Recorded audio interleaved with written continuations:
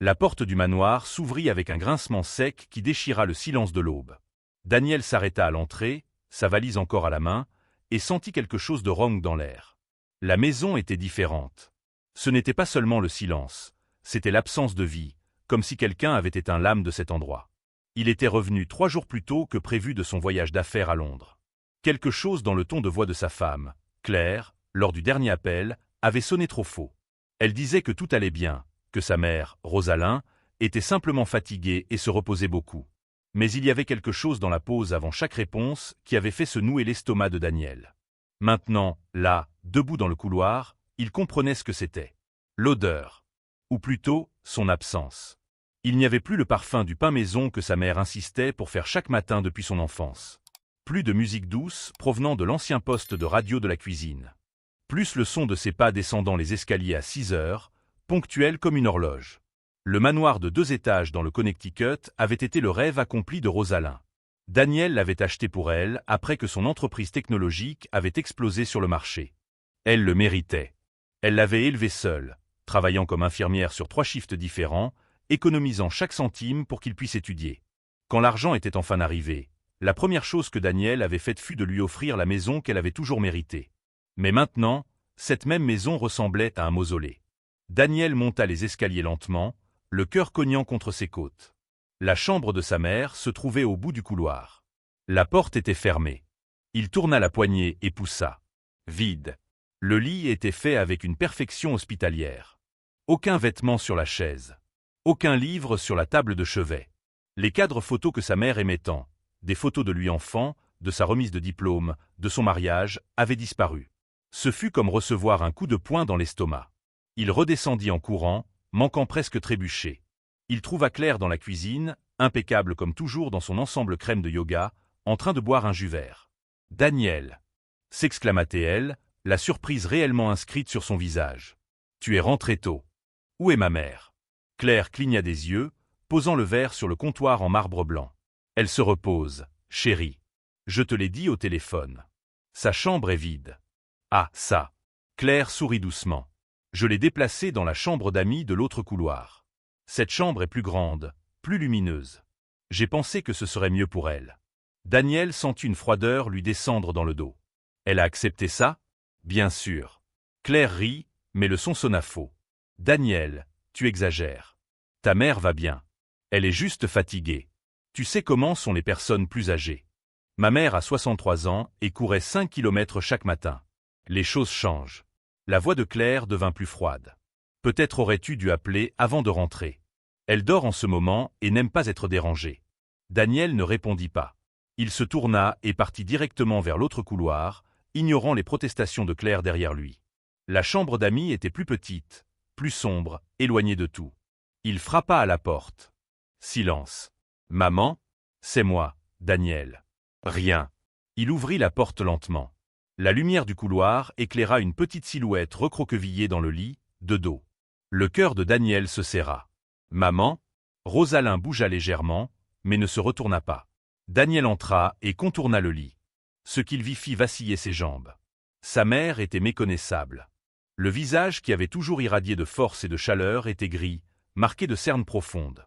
Elle avait perdu tellement de poids que les os de son visage ressortaient.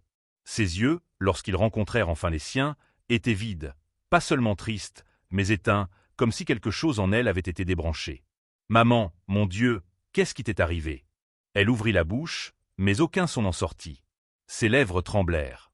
Une seule larme glissa sur sa joue. Daniel s'agenouilla près du lit et prit sa main. Elle était glacée et trop maigre. « Je vais appeler un médecin tout de suite. » « Ce n'est pas nécessaire. » Claire se tenait dans l'embrasure de la porte, les bras croisés. Elle a juste une forte grippe. Le médecin est déjà venu la semaine dernière. Quel médecin? Pourquoi personne ne m'a prévenu? Tu étais en réunion importante, Daniel. Je ne voulais pas te déranger. Il y avait quelque chose dans la façon dont Claire se tenait là, bloquant presque la sortie, qui fit hurler chaque instinct de Daniel. Il regarda de nouveau sa mère et vit quelque chose dans ses yeux. Pas seulement la maladie. C'était la peur. C'est alors qu'il la remarqua. Tapie dans un coin de la chambre, presque invisible, se trouvait Grace, la gouvernante qui travaillait avec eux depuis 15 ans. Elle ne le regardait pas directement, mais ses yeux étaient rouges, ses mains serrées contre son tablier. Quelque chose n'allait pas terriblement pas. Et il avait laissé cela arriver. Daniel se redressa lentement, une décision se formant dans son esprit comme de la glace. Il avait parcouru le monde pour conclure des contrats de millions, il avait construit une entreprise à partir de rien, il avait affronté des investisseurs féroces et des concurrents impitoyables. Mais il avait échoué dans la seule chose qui comptait vraiment. Il avait abandonné sa mère. Pas cette fois. Pas maintenant. Il regarda Claire avec une clarté qu'il n'avait plus ressentie depuis des mois. Je vais rester à la maison ces prochains jours. J'annule tout. Le visage de Claire se crispa. Daniel, c'est ridicule. Tu as cette réunion avec les investisseurs japonais. Ils peuvent attendre. Il reporta son attention sur sa mère, serrant doucement sa main. Je suis là maintenant, maman. Et je vais découvrir ce qui se passe. Rosalind ferma les yeux, et une autre larme coula. Mais cette fois, Daniel vit quelque chose de différent sur son visage. Un minuscule éclat d'espoir. Il ne savait pas encore ce que Claire avait fait. Il ne connaissait pas l'étendue de l'horreur qu'il découvrirait dans les jours à venir. Mais il savait une chose avec une certitude absolue. Quelqu'un avait fait du mal à sa mère, et il ne se reposerait pas avant d'avoir réparé les choses. Le manoir dans le Connecticut gardait des secrets. Et Daniel était sur le point de tous les déterrer. Si tu aimes cette histoire, n'oublie pas de t'abonner à la chaîne et de liker la vidéo. Laisse aussi un commentaire pour dire ce que tu en as pensé et de quelle ville ou quel pays tu regardes. Ta participation est très importante. Daniel passa la nuit éveillé dans la chambre voisine de celle de sa mère, la porte entr'ouverte. Chaque bruit le faisait se lever, alerte. Vers 3 heures du matin, il entendit des pas dans le couloir. Silencieux, calculé.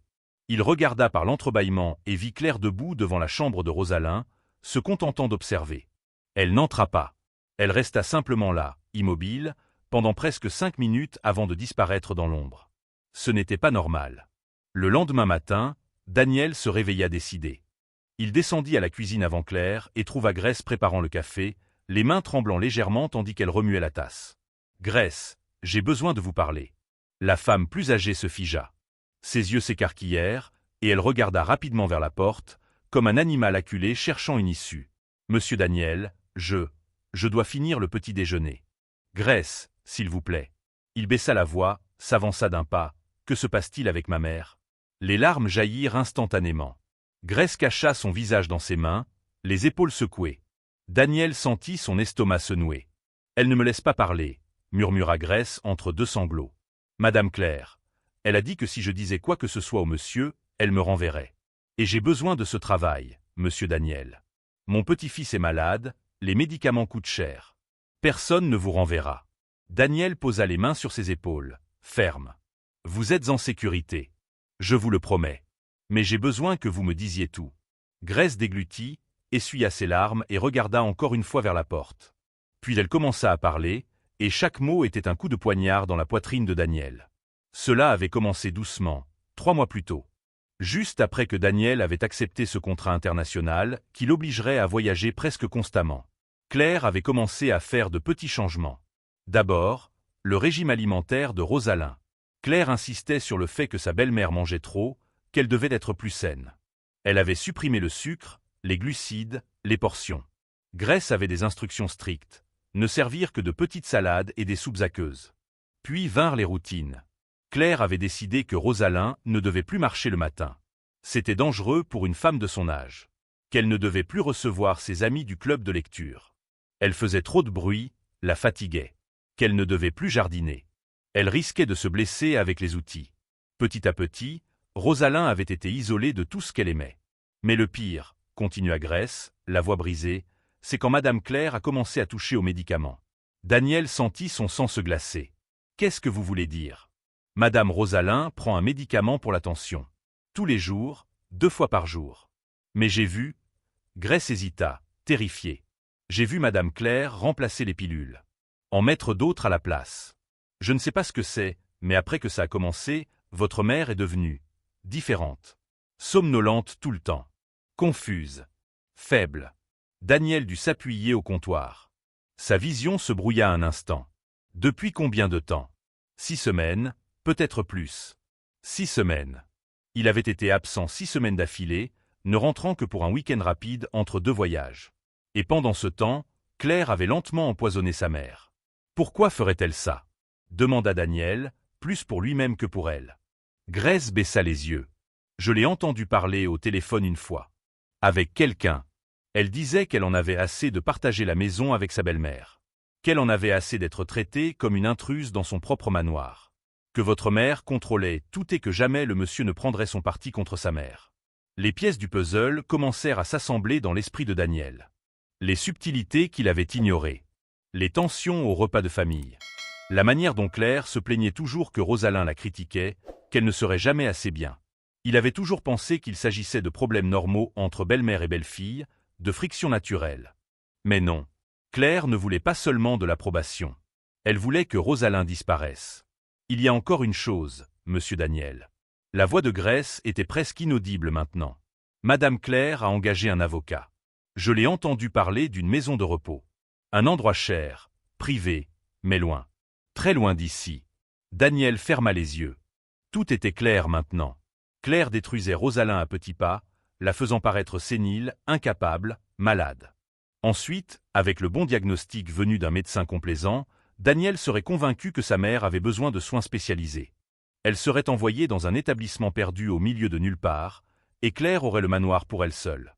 Et lui, le fils qui aimait sa mère plus que tout, aurait été l'instrument de son emprisonnement. « Grace, j'ai besoin que vous fassiez quelque chose pour moi, » dit Daniel, la voix ferme désormais. « Je veux que vous continuiez à agir normalement.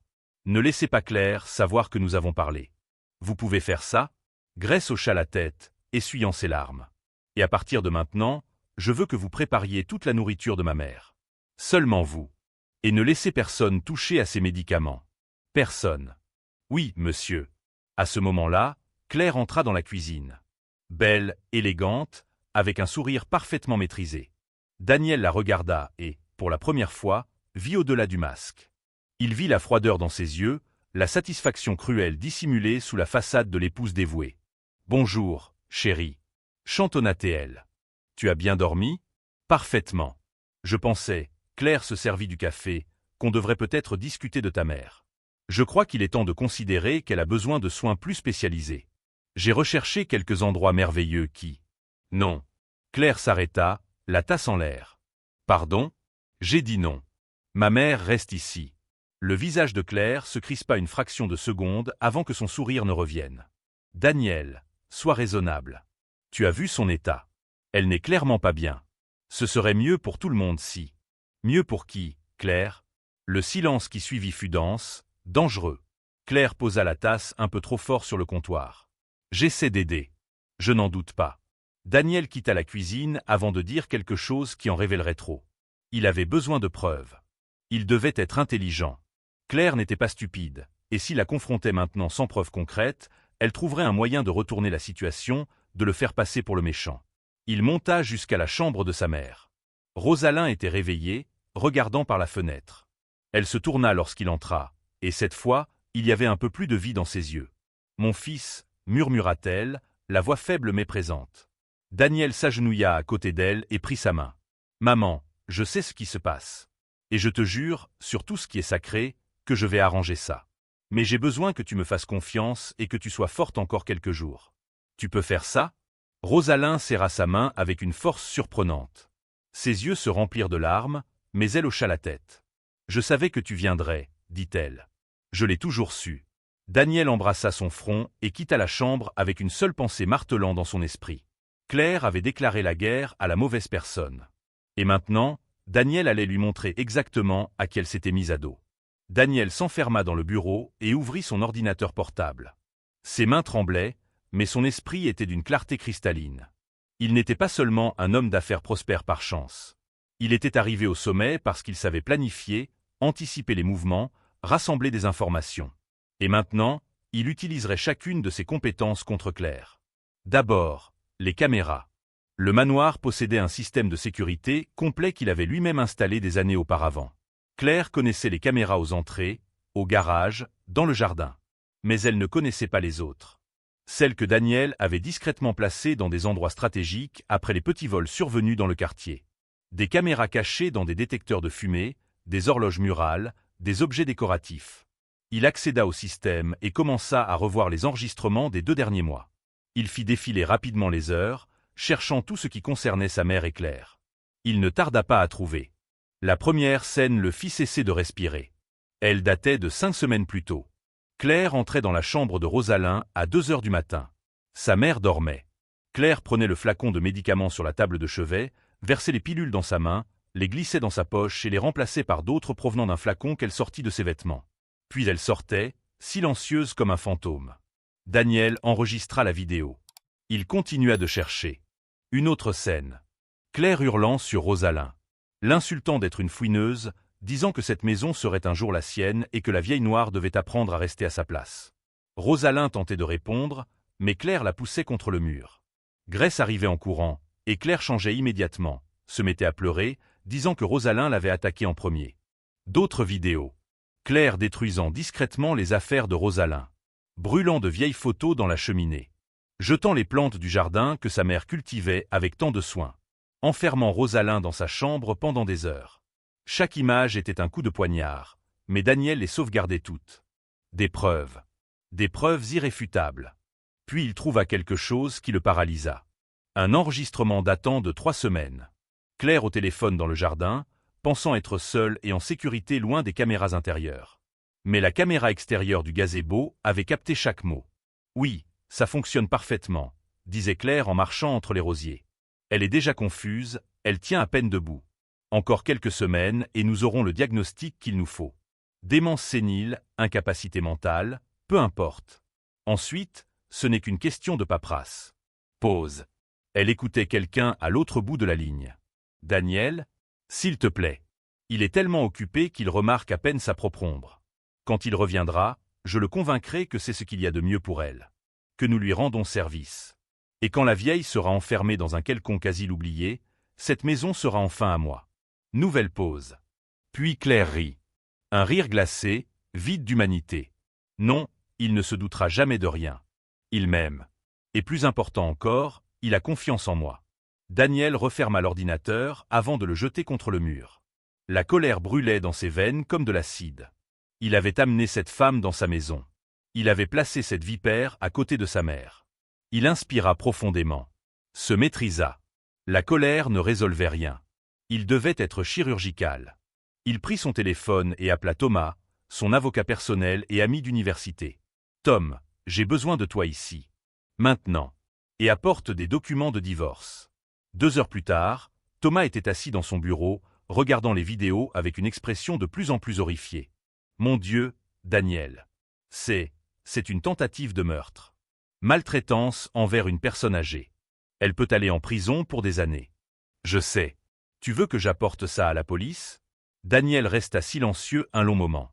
Une partie de lui voulait voir Claire menottée, humiliée publiquement, détruite. Mais l'autre partie, celle qui pensait encore comme l'enfant ayant grandi en voyant sa mère subir discrimination et injustice, savait que le système ne fonctionnait pas toujours comme il devait. « Pas encore, » dit-il finalement. « D'abord, on va faire ça à ma façon. » Thomas acquiesça, comprenant sans explication supplémentaire. « De quoi as-tu besoin ? Je veux que tu prépares tout pour le divorce. Le contrat prénuptial reste en vigueur, elle ne prend rien. Et je veux une ordonnance restrictive prête. Mais rien de tout ça ne se met en marche avant mon signal. Compris. Autre chose ? Oui. J'ai besoin d'un médecin. Un vrai. Quelqu'un qui puisse examiner ma mère et documenter tout ce qui lui a été fait. » Thomas prit son téléphone. « Je connais quelqu'un. La docteure Patricia est spécialiste des abus envers les personnes âgées. Elle peut être ici demain matin. » Parfait. Lorsque Thomas partit, Daniel se rendit dans la chambre de sa mère. Rosalind était assise sur le lit, plus lucide qu'elle ne l'avait été ces derniers jours. Grace avait suivi ses instructions, préparant des repas nutritifs et cachant les faux médicaments que Claire tentait de lui administrer. « Comment te sens-tu ? » ?»« Mieux, » admit Rosalind, la voix encore faible mais plus assurée. « Ma tête est plus claire. »« Moins, embrumée. » Daniel s'assit à côté d'elle et prit sa main. « Maman, j'ai tout vu. Je sais ce qu'elle a fait. Et je vais arranger ça, je te le promets. Mais j'ai besoin que tu me dises. Pourquoi tu ne m'as rien dit ? Pourquoi tu ne m'as pas appelé ? » Les yeux de Rosalind se remplirent de larmes. « J'ai essayé, mon fils. Au début, j'ai essayé. Mais elle était toujours là. Et ensuite, quand les mauvais médicaments ont commencé, je ne savais plus ce qui était réel. J'ai commencé à douter de moi-même. Elle disait que je devenais sénile, que j'imaginais des choses. Et puis tu appelais si heureux, parlant de tes affaires, de tes réussites, et je ne voulais pas être un fardeau. Je ne voulais pas être la mère problématique qui perturbe la vie de son fils. Daniel sentit quelque chose se briser en lui. Tu ne serais jamais, jamais un fardeau. Tu es la raison pour laquelle je suis en vie. Pour tout ce que j'ai accompli. Comment peux-tu penser ça? Parce que c'est ce qu'elle voulait que je pense, murmura Rosalyn. Et ça a marché. Ils restèrent en silence, mère et fils, les mains entrelacées. Derrière la porte, Daniel entendait les pas de Claire allant et venant dans le couloir. Elle savait que quelque chose avait changé. Elle pouvait sentir le contrôle lui glisser entre les doigts. Tant mieux. Qu'elle le sente. Maman, demain je vais régler tout ça. Mais ce soir, j'ai besoin que tu restes ici, en sécurité. Grace va dormir dans le fauteuil de ta chambre. Et moi je serai dans la chambre d'Axe en grave côté. Si tu as besoin de moi, pour n'importe quoi, appelle-moi. Rosalyn acquiesça, serrant sa main. Daniel. Merci d'être revenu. Merci de me voir. Tant de gens ne voient pas. Je te verrai toujours, maman. Toujours. Il embrassa son front et sortit, verrouillant la porte de l'intérieur avec la clé supplémentaire que Grace lui avait donnée. Claire n'entrerait pas là ce soir. En descendant, il trouva son épouse dans le salon, un verre de vin à la main, l'expression soigneusement neutre. « Nous devons parler, dit-elle. »« Demain, » répondit Daniel, la voix plate. « Je suis fatigué. » Il vit la frustration traverser son visage avant que le masque ne revienne. « Bien sûr, chérie. Demain. » Daniel monta les escaliers, chaque pas calculé et ferme. « Demain. » Demain, Claire découvrirait ce qui arrive quand on s'en prend à la mauvaise personne. Demain, le masque tomberait. Et tous verraient le monstre caché dessous. La docteure Patricia arriva à 8 heures du matin avec une mallette noire et une expression professionnelle. Daniel la reçut à la porte avant que Claire ne puisse descendre. Elle est dans la chambre du 2e étage. Ma gouvernante est avec elle. La médecin hocha la tête et monta rapidement. Daniel resta dans le salon, attendant. Chaque minute semblait une éternité. 40 minutes plus tard, Claire apparut, encore en peignoir, les cheveux parfaitement arrangés malgré le réveil récent. Qui est la femme que j'ai vue monter? Une médecin. Pour examiner ma mère. Le visage de Claire pâlit. Mais j'ai déjà fait venir le docteur Morrison. Nous n'avons pas besoin d'un autre avis. Moi si. Claire ouvrit la bouche pour argumenter lorsque la docteure descendit les escaliers, le visage sérieux et chargé. Elle regarda Daniel, puis Claire, puis de nouveau Daniel. Pouvons-nous parler en privé? Il allèrent dans le bureau. La médecin ferma la porte et se tourna vers lui. Monsieur Daniel, votre mère a été systématiquement empoisonnée. Les analyses de sang que j'ai prélevées vont le confirmer, mais d'après les symptômes et l'historique, elle a reçu des benzodiazépines à forte dose. Cela explique la confusion mentale, la faiblesse, la léthargie. De plus, elle est gravement dénutrie et déshydratée. Quelques semaines de plus comme ça et nous parlerions de dommages permanents, ou pire.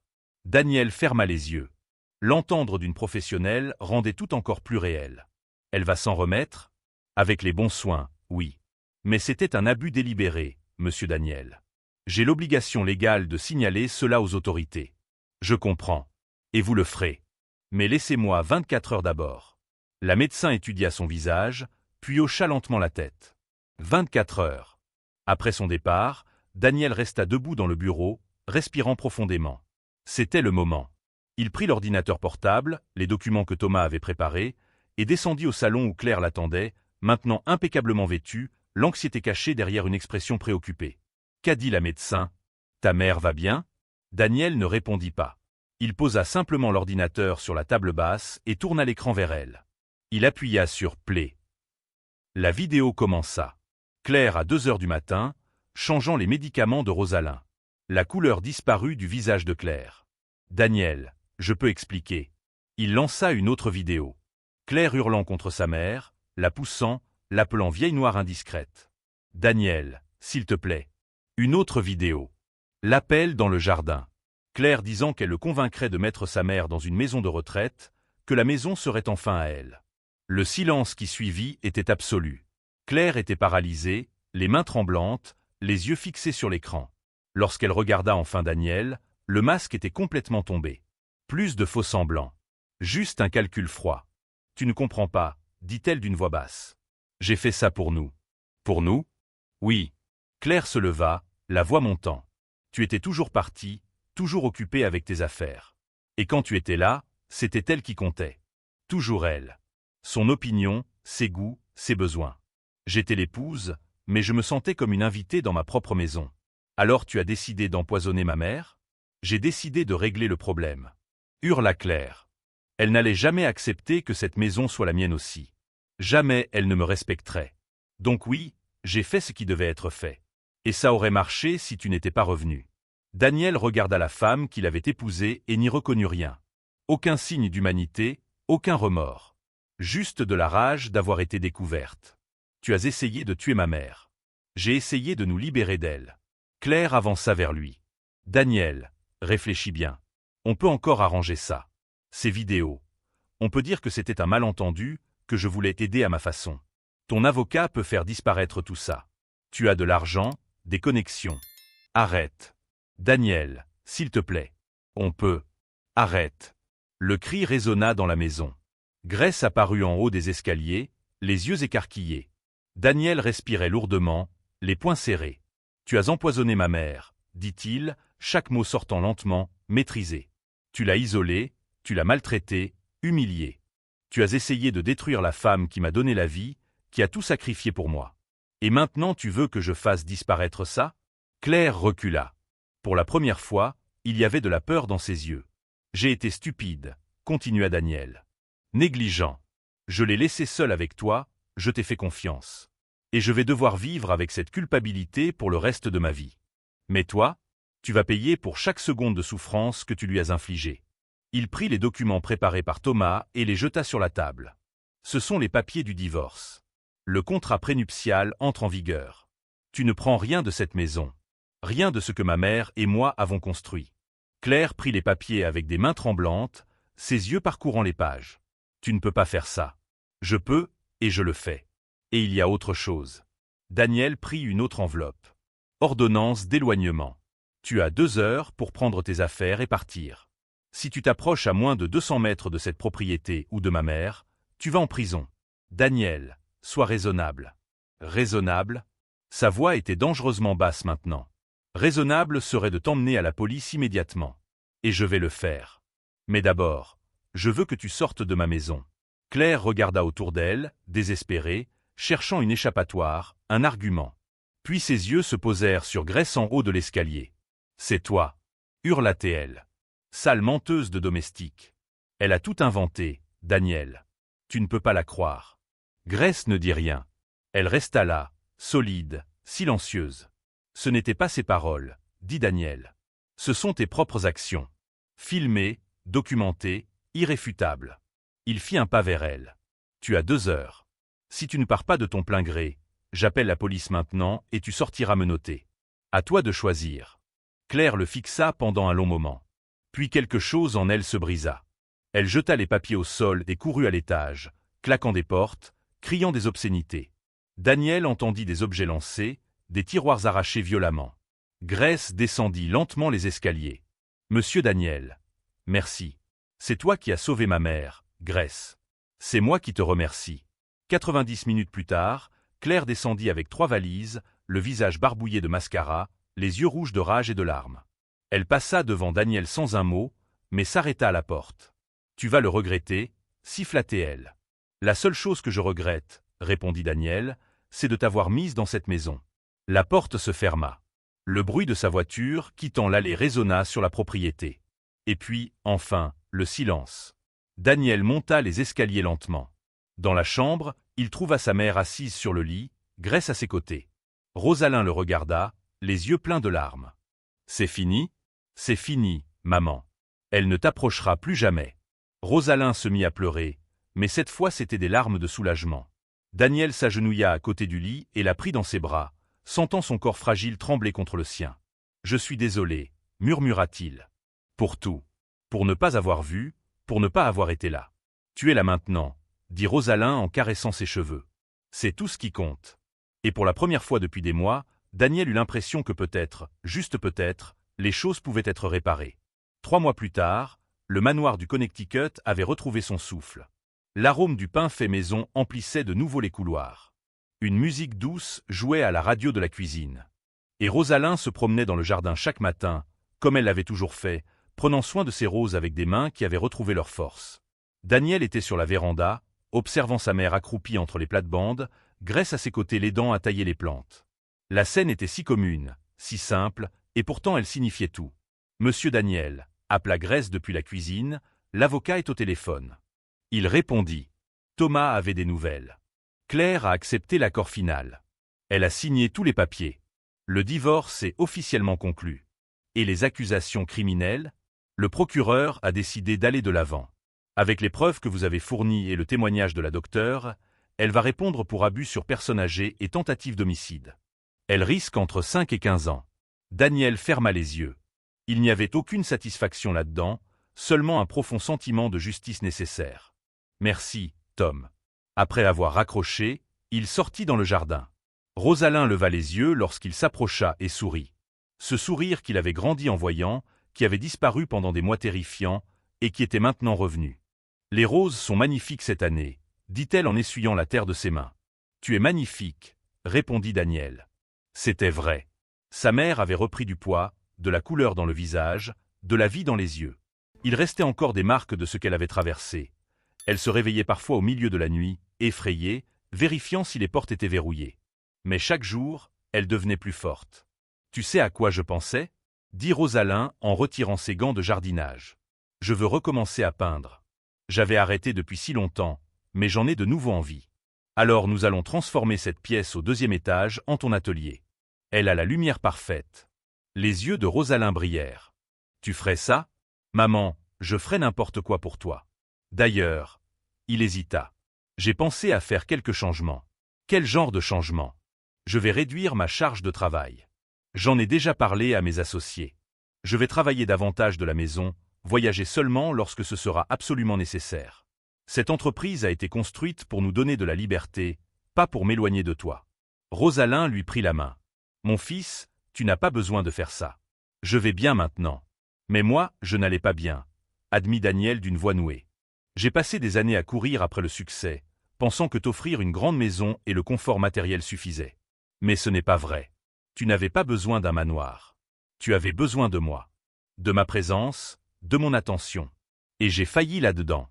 Daniel, laisse-moi finir. » Il serra sa main. « Je suis devenu tellement obsédé par la construction d'un empire que j'ai oublié pourquoi je le construisais. Tout était pour toi, pour nous offrir la vie que nous n'avions jamais eue. Mais dans le processus, j'ai perdu ce qui comptait vraiment. J'ai failli te perdre. Et ça m'aurait détruit. » Les larmes coulaient maintenant sur le visage de Rosalind. « Tu ne m'as pas perdu. Je suis là. Parce que j'ai eu de la chance. Parce que quelque chose m'a fait revenir ce jour-là. Mais si je n'étais pas revenu, et si j'avais attendu une semaine de plus ?» Ils restèrent silencieux.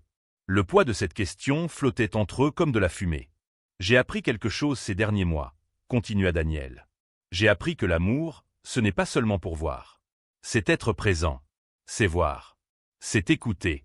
Et j'ai appris que les personnes que nous aimons le plus peuvent souffrir juste sous notre nez si nous ne faisons pas attention. » Grace sortit sur la véranda avec un plateau de limonade. Elle était restée, bien sûr. Daniel avait triplé son salaire et lui avait donné une participation dans la maison. Mais plus que ça, elle était devenue un membre de la famille d'une manière que Claire ne l'avait jamais été. « Grace », l'appela Daniel, « venez ici un moment. » Elle s'approcha, timide comme toujours. « Je veux que vous sachiez que sans vous, rien de tout cela n'aurait été possible. Vous avez été courageuse quand moi j'ai été lâche. Vous avez protégé ma mère quand j'étais absent. Je ne l'oublierai jamais. » Grace essuya ses larmes avec son tablier. « Je n'ai fait que ce qui était juste, monsieur Daniel. Et beaucoup de gens ne le font pas. C'est tout le problème. » Ce soir-là, Daniel et Rosalind dînèrent ensemble sur la véranda, juste tous les deux. La conversation coulait facilement, ponctuée de rires et de souvenirs. Des histoires de son enfance, des luttes qu'ils avaient traversées, des rêves qu'ils partageaient. « Tu sais ce qui m'a fait le plus mal ?» dit soudain Rosalind, devenant sérieuse. « Ce n'est pas ce que Claire m'a fait. C'est de réaliser à quel point j'étais devenue invisible. Pas seulement pour elle, mais pour le monde. Quand on vieillit, surtout quand on est une femme, surtout quand on est noir, les gens cessent de te voir. Tu deviens un meuble. Un inconvénient. Quelque chose qu'on gère ou qu'on cache. » Daniel sentit la culpabilité lui serrer de nouveau la poitrine. « Maman, je ne te blâme pas, mon fils. Je dis simplement la vérité. Notre société apprend aux gens à jeter les personnes âgées. à les traiter comme des fardeaux. Et c'est silencieux, subtil. Cela arrive dans de petites décisions, de petites négligences. Jusqu'au jour où tu réalises que tu es enfermé dans ta propre armoire. Elle le regarda avec une intensité qui le fit reculer. Combien de personnes vivent cela en ce moment? Combien de mères, de pères, de grands-parents sont effacés dans leur propre maison par des enfants trop occupés pour voir, par des aidants trop cruels pour se soucier, par une société qui a décidé que les vies anciennes valent moins? Daniel n'avait pas de réponse. « Promets-moi quelque chose, » dit Rosalyn. « Promets que tu raconteras notre histoire. Pas pour me venger, mais pour réveiller les autres. Pour qu'ils voient avant qu'il ne soit trop tard. Je te le promets. » Et il tint parole. Dans les semaines qui suivirent, Daniel partagea publiquement ce qui s'était passé. L'histoire devint virale. Des milliers de personnes commencèrent à raconter leurs propres expériences, à vérifier l'état de leurs parents, à prêter attention. Des lois furent proposées. Des discussions commencèrent. Mais plus important que tout cela, Daniel avait appris la leçon la plus précieuse de sa vie. Le succès sans présence n'est qu'une illusion jolie. L'argent sans amour est une maison vide. Et aucune réussite professionnelle ne vaut la peine si tu perds les personnes que tu aimes dans le processus. Aujourd'hui, lorsqu'on demande à Daniel quel est son plus grand regret, il n'hésite pas. Ce n'est pas une affaire perdue ou une opportunité manquée. Ce sont les mois où sa mère a souffert en silence alors qu'il était trop occupé pour s'en rendre compte. Et lorsqu'on lui demande quelle est sa plus grande réussite, il n'hésite pas non plus. Ce n'est pas d'avoir construit une entreprise multimillionnaire. C'est d'être rentré à la maison ce jour-là. C'est d'avoir eu une seconde chance de faire ce qui comptait. La question que Daniel vous laisse est simple, mais puissante. Qui, dans votre vie, souffre en silence pendant que vous êtes trop occupé pour le voir? Qui rendez-vous invisible? Qui a besoin de votre présence, pas seulement de votre soutien matériel? Il est encore temps de voir. Il est encore temps de changer. Mais seulement si vous choisissez de prêter attention. Si vous êtes arrivé jusqu'ici, s'il vous plaît, abonnez-vous à la chaîne et laissez votre like. Dites dans les commentaires ce que vous avez pensé de cette histoire et de quelle ville ou pays vous regardez. Votre histoire compte aussi. Et souvenez-vous, il n'est jamais trop tard pour être présent pour ceux que vous aimez.